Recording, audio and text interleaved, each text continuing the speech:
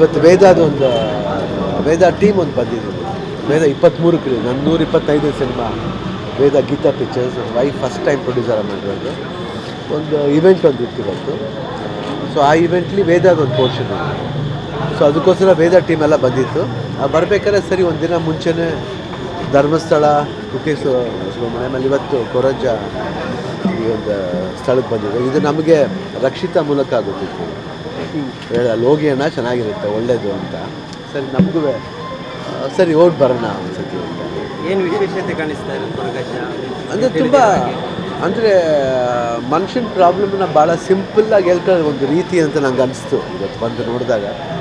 ಏನೂ ಒಂದು ಆಡಂಬರ ಇಲ್ಲ, ಆರಾಮ ಒಂದು ಕ್ವೈಟಾಗಿ ಬಂದು ಏನೋ ಒಂದು ಚಕ್ಲಿ ಆಮೇಲೆ ಎಲೆ ಮೇಲೆ ಒಂದು ಇಟ್ಬಿಟ್ಟು ಪ್ರಾರ್ಥನೆ ಮಾಡಿ ಅದಕ್ಕೆ ಅರಾಕೇನೋ ಹಾಕ್ತಾರೆ, ಸ್ವಲ್ಪ ಹಾಕ್ಬಿಟ್ಟು ಅದಕ್ಕೆ ನಮ್ಮ ಮನಸ್ಸಲ್ಲಿರೋ ಬೇಡಿಕೆನ ಮನಸ್ಸಲ್ಲಿ ಅಂದ್ಕೊಂಡು ನಾವು ತಿರ್ಗಾ ಪ್ರಸಾದ ಕೊಡ್ತಾರೆ, ವಾಪಸ್ ಬರೋದು.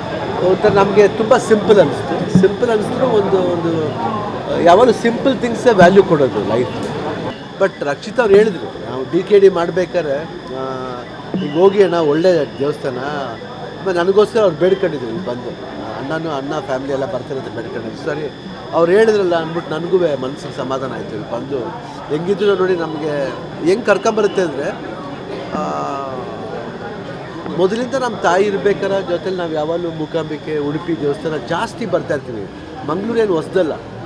ಹಂಗೆ ನೋಡೋಕ್ಕೋದ್ರೆ ಬಹುಶಃ ತಂದೆಯವ್ರು ಆದಮೇಲೆ ಜಾಸ್ತಿ ಸಿನಿಮಾ ಇಲ್ಲಿ ಶೂಟಿಂಗ್ ನಡೆದಿರೋದು ನಂದೇ ಅಂತ ಹೇಳೋಕ್ಕೆ ಇಷ್ಟಪಡ್ತೀನಿ. ಯಾಕಂದರೆ ಇಲ್ಲಿ ಆಲ್ಮೋಸ್ಟ್ ಮಂಗಳೂರು, ಉಡುಪಿ, ಈ ಕುಂದಾಪುರ ಬೆಲ್ಟ್ಲಿ ಒಂದು ಸುಮಾರು ಸಿನಿಮಾ ನಾವು ಶೂಟಿಂಗ್ ಮಾಡಿದ್ವಿ. ಇಲ್ಲಿ ಬಂದಾಗಲೆಲ್ಲ ನಮಗೊಂದು ಒಂದು ಆತ್ಮೀಯತೆ ಇದೆ, ಒಂದು ಬಾಂಧವ್ಯ ಇದೆ. ಉಡುಪಿ ಕೃಷ್ಣ ಇರ್ಬೋದು, ಮೂಕಾಂಬಿಕೆ ಇರ್ಬೋದು, ಆಮೇಲೆ ಅಲ್ಲೊಂದು ಗಣಪತಿ ದೇವಸ್ಥಾನ ಬರುತ್ತೆ, ಆಮೇಲೆ ಇಲ್ಲಿ ನಮ್ಮದು ದೇವಸ್ಥಾನ ಇಲ್ಲ ಕಟೀಲ್, ಇನ್ನೊಂದು ದೇವಸ್ಥಾನ ಇದೆ ನಮ್ಮದು, ಇಲ್ಲ ವನದುರ್ಗ ಇದು 4ನೇ ಸತಿ ಇವತ್ತು ಹೋಗ್ತಾ ಇದ್ದರೆ 4ನೇ ಸತಿ. ಪ್ರತಿ ಟೈಮ್ ಬಂದಾಗಲೂ ವನದುರ್ಗಕ್ಕೆ ಹೋಗ್ತಾ ಇರ್ತೀವಿ. ಏನೋ ಒಂದು ಪೀಸ್ ಇದೆ, ಒಂದು ಮನಸ್ಸಿಗೆ ಒಂದು ನೆಮ್ಮದಿ ಇದೆ, ಒಂದು ಯುನೀಕ್ ಆ್ಯಂಡ್ ಒಂದೇಳ್ತೀವಿ ಒಂದು ಹಾನೆಸ್ಟ್ ಪವರ್ ಇದೆ ಅಂತ, ಒಂದು ನಂಬಿಕೆ ಇದೆ, ಒಂದು ಪವರ್. ಆ ಪವರ್ಲಿ ಒಂದು ಹಾನೆಸ್ಟಿ ಇದೆ. ಆಗಲೇಬೇಕು ಆಗಲ್ಲ ಅನ್ನೋದು ಸೆಕೆಂಡ್ರಿ, ಬಟ್ ಮನಸ್ಸಲ್ಲಿ ಬಂದು ನಾವು ಮಾಡಬೇಕನ್ನೋದು ಇದೆಯಲ್ಲ, ಅದು ಇಂಪಾರ್ಟೆಂಟ್. ಆಗೋದು ಬಿಡೋದು ಸೆಕೆಂಡ್ರಿ. ಅದು ಏನಾಗುತ್ತೆ ಅದು ನಮ್ಮ ಕೈಯಲ್ಲಿಲ್ಲ, ಅದು ಆ ದೈವ ಕೈಯಲ್ಲಿದೆ. ಅದು ಐ ಥಿಂಕ್ ನಾವು ಅದ್ರ ಮೇಲೆ ಬಿಟ್ಬಿಟ್ಟು ನಂಬಿಕೆಯಿಂದ ಬಂದು ಮಾಡಬೇಕಷ್ಟೇ, ಶ್ರದ್ಧೆ ಬೇಕು ಅಷ್ಟೇ. ಇದು ಆಗಲೇಬೇಕಪ್ಪ ಅದಕ್ಕೋಸ್ಕರ ಬಂದರೆ ತಪ್ಪು. ಒಂದು ಶಾಂತಿ ನೆಮ್ಮದಿ ಅದಕ್ಕೋಸ್ಕರ ಬಂದು ನಾವು ಕೇಳ್ಕೋಬೇಕು. ಆಗೋದು ಬಿಡೋದು ಆ ದೈವ ಇಚ್ಛೆ, ಅದ್ರ ಇಚ್ಛೆ. ಅದ್ರ ಬ್ಯಾಡ್ರೆ ನಡೆದ್ರೂ ಸಂತೋಷ, ನಡೀಲಿಲ್ಲ ಅಂದರೂ ನಾವು ವ್ಯರ್ಥ ಪಡಬೇಕಾಗಿಲ್ಲ, ಅದು ನಡೆಯುತ್ತೆ, ಕಾಯಬೇಕಷ್ಟೇ.